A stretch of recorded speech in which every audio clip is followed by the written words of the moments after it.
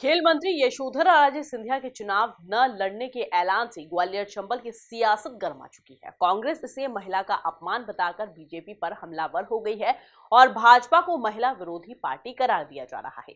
देखिए खास रिपोर्ट। ग्वालियर चंबल अंचल की शिवपुरी विधानसभा सीट पारंपरिक तौर पर सिंधिया राज परिवार का गढ़ रही है। यहां जीत और हार का समीकरण सिंधिया राज परिवार ही तय करता आया है। इस विधानसभा सीट पर 2013 और उसके बाद 2018 जब बीजेपी के लिए ग्वालियर चंबल अंचल में जीत हासिल करना बड़ी चुनौती था, उस वक्त भी विपरीत परिस्थितियों में यशोधरा राजे सिंधिया यहां जीत हासिल कर विधानसभा पहुंची। बेहद अलग अंदाज और अपनी बेबाक शैली के लिए यशोधरा राजे पहचानी जाती हैं। यशोधरा राजे सिंधिया अपनी पार्टी के नेताओं और मंत्रियों पर भी कई बार कुछ मुद्दों को लेकर मुखर होती हुई दिखाई दी। उन्होंने अपने सिद्धांतों और मूल्यों से कभी भी समझौता नहीं किया, लेकिन अब उन्होंने अचानक से ऐन चुनाव के वक्त शिवपुरी विधानसभा सीट से चुनाव न लड़ने का फैसला ले लिया। हालांकि बीजेपी इस मामले में यशोधरा राजे के चुनाव न लड़ने के पीछे उनके खराब स्वास्थ्य का हवाला दे रही है। बीजेपी ये भी कह रही है कि सियासत में चुनौतियां तो हर नेता के सामने होती है, लेकिन उनका चुनाव लड़ना या न लड़ना उनका निजी फैसला है। इसके पीछे बीजेपी की कोई आंतरिक गुटबाजी नहीं है। इंदौर से दिल्ली, दिल्ली से ग्वालियर, ग्वालियर से शिवपुरी, और इतना सुंदर मंत्रोच्चार आज आपने किया, मन भावुक हो गया।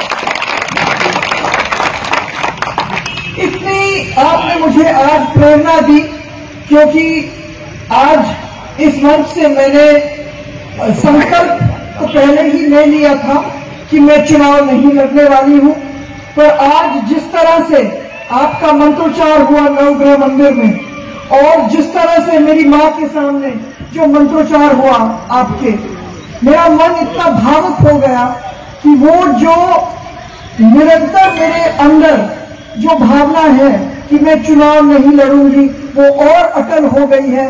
मैं अब इस चुनाव को लड़ने वाली नहीं हूं।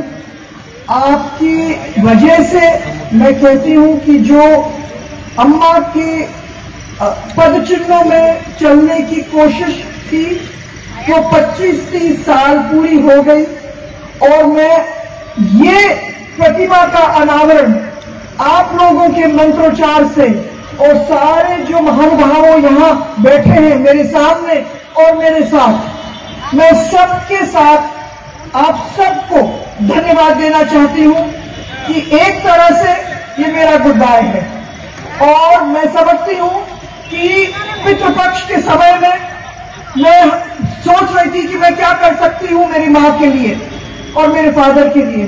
आज ये प्रतिमा का अनावरण करते हुए मुझे मेरा मन भर रहा है कि पितृपक्ष में मैंने मेरी मां की सच्ची श्रद्धांजलि दी और उनकी याद करी ऐसे समय में, और उनकी ही प्रेरणा से जो मैंने निश्चय लिया, मैं आप सबको आज प्रार्थना करती हूं कि आप मेरे साथ रहोगे इस निर्णय में।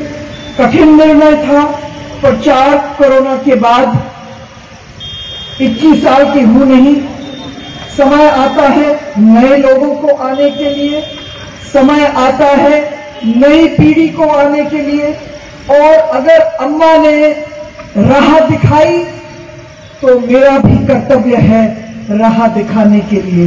मैं सबको, शिवपुरी वासियों को बहुत बहुत धन्यवाद देना चाहती हूँ कि आप लोग मेरे साथ रहे, मेरे सारी चुनौतियों में साथ रहे, और आज भी मेरे निर्णय के साथ आप भी मेरा साथ दोगे। बहुत बहुत धन्यवाद सबको। जय भारत, जय हिंद। सबसे पहली चीज तो यह है कि कांग्रेस की जीत तय है, और ये यशोधरा राजे सिंधिया को भी दिख रहा है। उसके पहले भी उन्होंने 2-3 दिन पहले भी कहा था कि वो चुनाव नहीं लड़ना चाहती हैं। तब ये लग रहा था कि वो ज्योतिरादित्य सिंधिया को जगह देना चाहती हैं, या जिस भी तरह का कॉन्फ्लिक्ट हो। लेकिन ये बहुत साफ है कि भारतीय जनता पार्टी में महिला नेत्रियों के लिए जगह नहीं है। चाहे वो उमा भारती को हम आए दिन देख रहे हैं, अभी वो बातें कर रही हैं, और आज हम यशोधरा राजे सिंधिया की बात सुन रहे हैं। वहाँ अपने मर्जी से कुछ कर पाना वैसे भी संभव नहीं है। और इस बार तो वैसे भी शिवपुरी की जो जनता है वो मालिक बनकर वोट देने वाली है, प्रजा जैसा उसके अंदर भावना नहीं है। एक और बात यह है कि यशोधरा राजे सिंधिया लगभग 70 साल की उम्र में युवा मामलों की मंत्री हैं, तो ये भी एक बड़ा विरोधाभास है। और वैसे भी उनका वहाँ से उनको अपनी अवश्यंभावी हार भी दिख रही है। इन सभी कारणों को शायद इकट्ठा करते हुए वो राजनीति में नहीं रहना चाहती होंगी।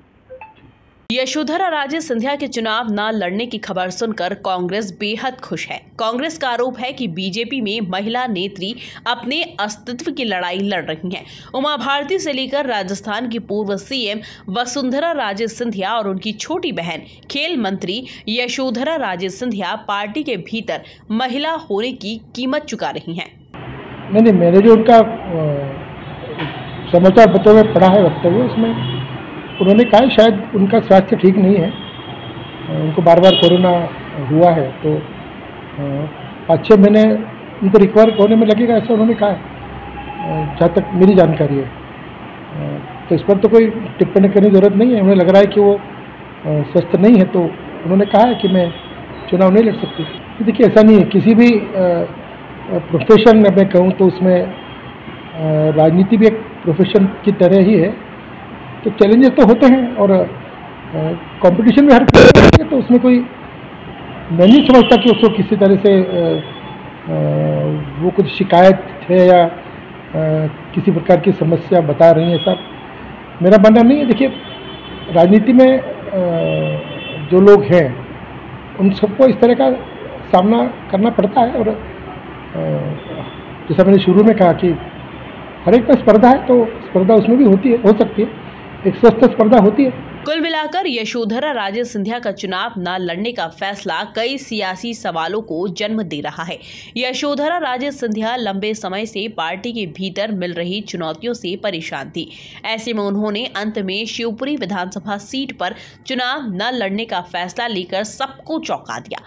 हालांकि अंदर खाने से खबर तो ये भी है कि शिवपुरी विधानसभा सीट पर बीजेपी के आंतरिक सर्वे में यशोधरा राजे सिंधिया की हालत खराब बताई गई थी, इसलिए पार्टी ने उन्हें चुनाव न लड़ने की नसीहत दी थी, जिसे यशोधरा ने मान लिया।